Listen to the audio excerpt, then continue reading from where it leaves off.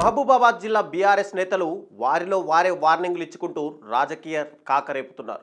Party నేతల మధ్య వాగ్వాదాలు, హెచ్చరికలు, పరస్పర ఆరోపణలు తెర మీదకు తెస్తూ ప్రతిపక్షాన్ని మరింత అబాస్పాలు చేస్తున్నారు.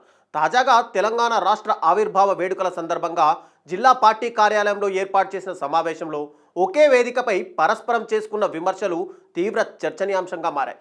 పక్కపక్కనే ఉండి టార్గెట్ చేస్తున్న సదరు నేతలు ఏమీ అనలేక ఆక్రోశంతో కుర్చీకే పరిమితం అవ్వాల్సి వచ్చింది. అసలు ఇంటర్నల్ వారికి కారణమేంటి?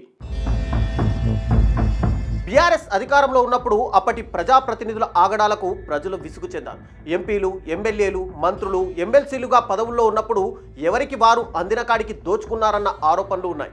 ఎంపీగా కవిత, అప్పటి ఎమ్మెల్యేలు రెడ్డి నాయక్, శంకర్ నాయక్, మంత్రి సత్యవతి రాథోడ్, ఎమ్మెల్సీ తక్కళ్లపల్లి రవీందర్రావు జిల్లా బీఆర్ఎస్లో పదవులు వెలగబెట్టగా అధికారంలో ఉన్నప్పటి నుంచి వారి మధ్య సఖ్యత లేదు.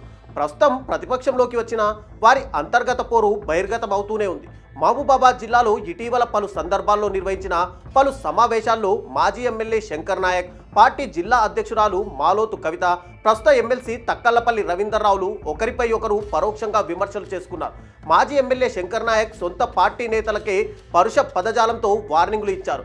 ఎవరికి వారు మీడియా సమావేశాల్లో, సభల వేదికలపై ఇతర నేతలపై అసహనం వ్యక్తం చేస్తున్నారు.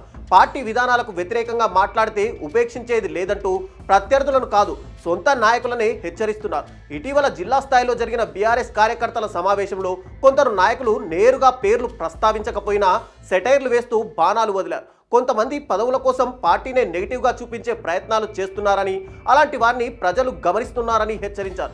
ఈ పరిస్థితులన్నీ చూస్తుంటే మహబూబాబాద్ బీఆర్ఎస్ ఇప్పట్లో కోలుకోవడం కష్టమే అన్న అభిప్రాయం వ్యక్తమవుతుంది. మరి పార్టీ హైకమాండ్ ఈ పరిణామాలపై ఎలా స్పందిస్తుందో, నాయకుల మధ్య తలెత్తిన వివాదాలను ఏ విధంగా పరిష్కరిస్తారో అనేది తేలాల్సి ఉంది. ఒక్కో నేత ఒక్కో వేదికపై ప్రత్యర్థిని కాకుండా సొంత నాయకున్నే టార్గెట్ చేస్తూ మాట్లాడుతున్న తీరు పార్టీని అబాస్పాలు చేస్తుందని పార్టీ కార్యకర్తలు ఆందోళన వ్యక్తం చేస్తున్నారు. ఇలాంటి నేతల మధ్య సఖ్యత ఎలా సాధ్యమన్నది ప్రధాన ప్రశ్నగా మారుతుంది. ఆ క్రమంలో మాజీ ఎమ్మెల్యే శంకర్ నాయక్, మాజీ ఎంపీ కవిత, ప్రస్తుత ఎమ్మెల్సీ రవీందర్రావు లాంటి నేతల తీరుపై కింది స్థాయి క్యాడర్ తీవ్ర అసంతృప్తి వ్యక్తమవుతోంది.